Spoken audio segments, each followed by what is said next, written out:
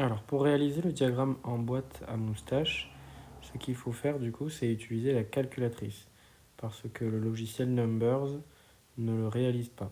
Donc pour ça, vous prenez votre doigt que vous faites glisser vers le bas, vous prenez l'outil Numbers et vous le glissez sur le côté de la feuille. Vous ajustez la page comme vous le souhaitez. Hop. Ensuite, vous allez donc dans l'outil statistique. Donc l'écran n'est pas tactile, hein, ça ne sert à rien de cliquer sur l'écran, il n'est pas tactile, il faut faire comme si c'était une calculatrice physique. Vous cliquez sur OK. Dans V1, vous allez rentrer toutes les valeurs d'âge, du coup pour l'année 1998 par exemple. Donc par exemple 34, donc je commence. Hop, 24. Et vous voyez que sur la droite, dans effectif, il rentre tout seul la valeur 1. Ça veut dire qu'il y a une personne qui a 34 ans, une personne qui a 24 ans. Donc ça, c'est une première manière de remplir le tableau, c'est-à-dire de remplir telles quelles les valeurs comme elles viennent dans le tableau.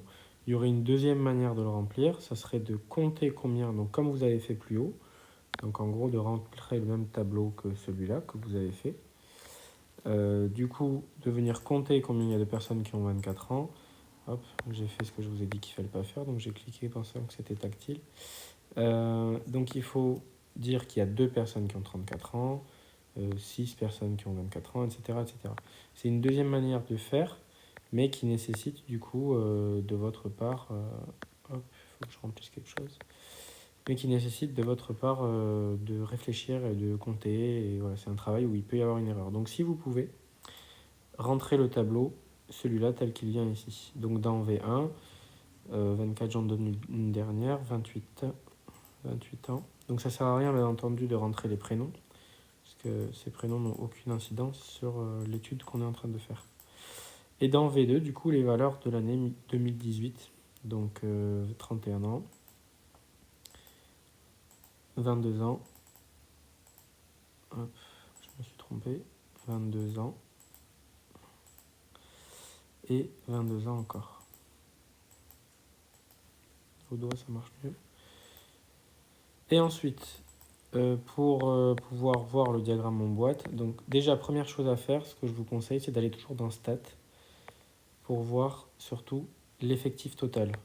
Vérifiez que vous avez le bon nombre de, ici, de joueurs. Donc 3 joueurs dans la première étude statistique et 3 joueurs dans la deuxième étude statistique pour éviter d'avoir oublié une valeur ou quoi que ce soit.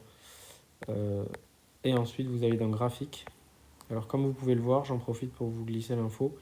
Il n'y a pas le diagramme en bâton, il n'y a que l'histogramme. Donc parfois, ça va nous arriver de fabriquer des faux diagrammes en bâton avec l'outil histogramme. Et là, on va dans le diagramme en boîte à moustache.